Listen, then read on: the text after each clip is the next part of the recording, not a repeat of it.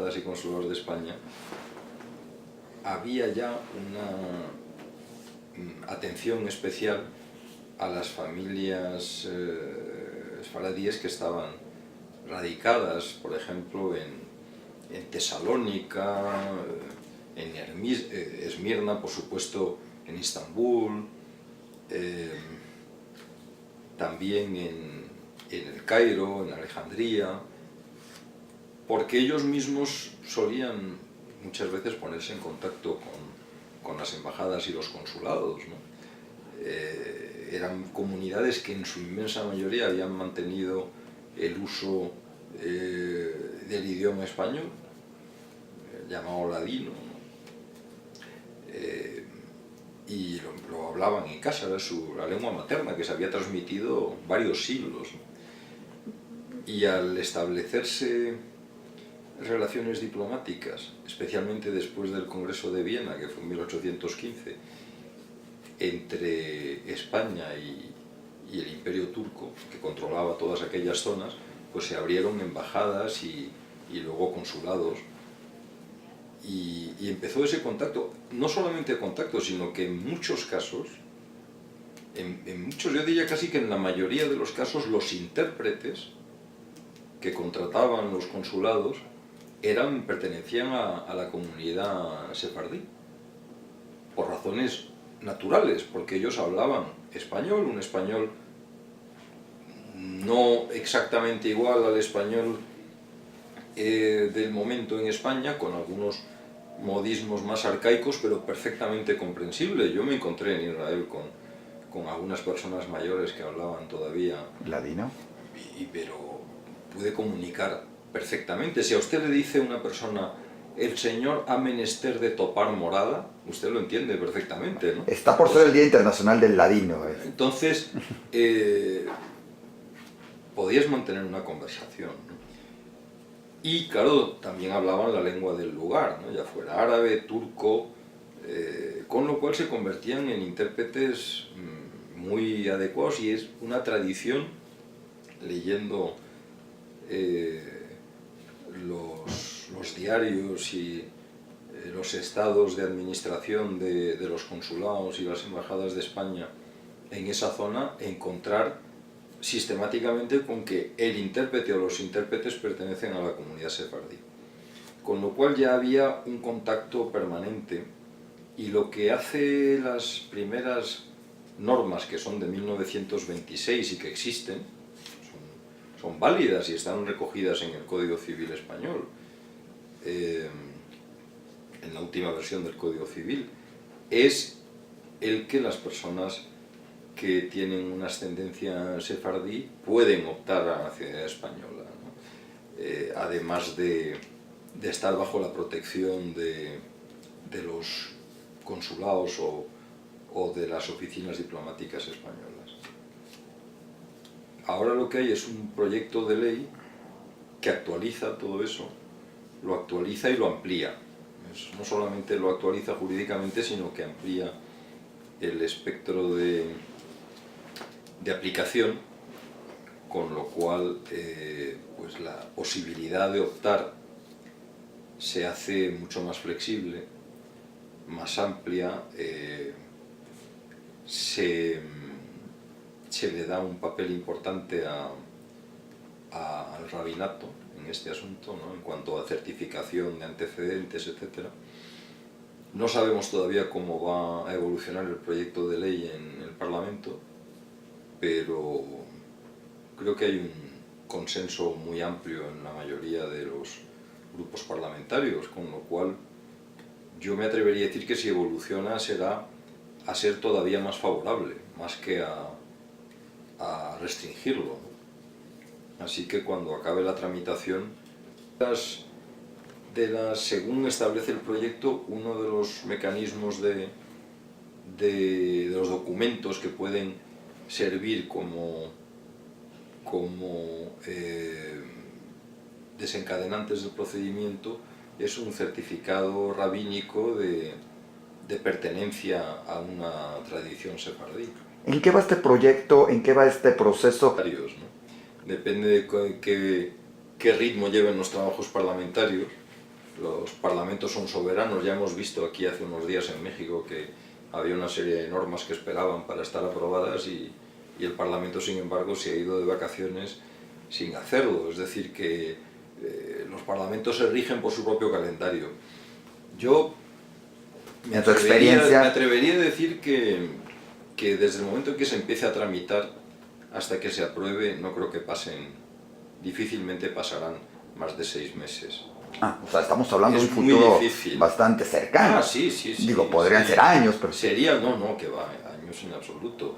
Desde el momento en que se empiece a tramitar parlamentariamente hasta que esté todo aprobado y publicado en el Boletín Oficial del Estado, etc., difícilmente pasarían más, yo creo que más bien menos de 6 meses. ¿Cuál es la importancia para España de recuperar todo esto? Claro. Nadie puede venir a recoger su pasaporte sin haber ni siquiera primero iniciado la solicitud y presentado sus documentos, ¿no? Claro. Eso es evidente, pero a su vez eso es un proceso que no tiene por qué ser largo, es decir, dependerá del número de solicitudes, etcétera, ¿no? Habrá procedimientos. Por poner un ejemplo relativamente cercano, aquí en México, cuando se aprobó la Ley de Memoria Histórica,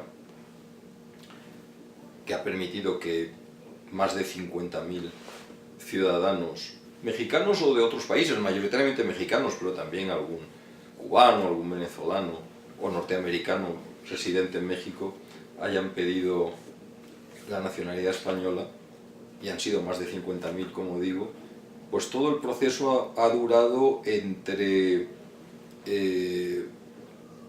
mediados del 2010 hasta finales del 2011 plazo para presentar las solicitudes, el plazo de resolución, y ahora mismo estamos haciendo las últimas inscripciones, así que desde que se abrió el proceso hasta que se va a cerrar definitivamente van a pasar menos de 5 años.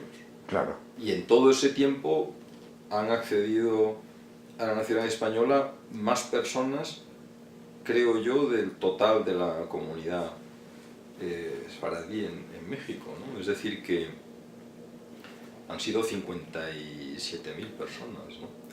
Que es mucho.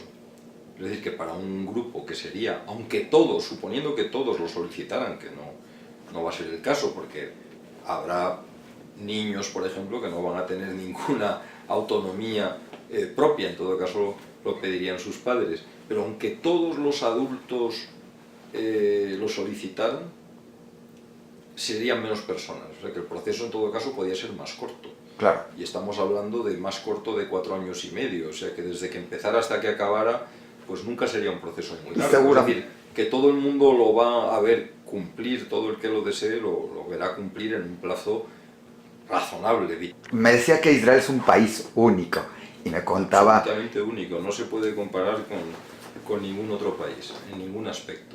¿Y de qué experiencias nos puede platicar? Por supuesto, el idioma, evidentemente, bueno, claro, es único. La religión también. Y luego tiene...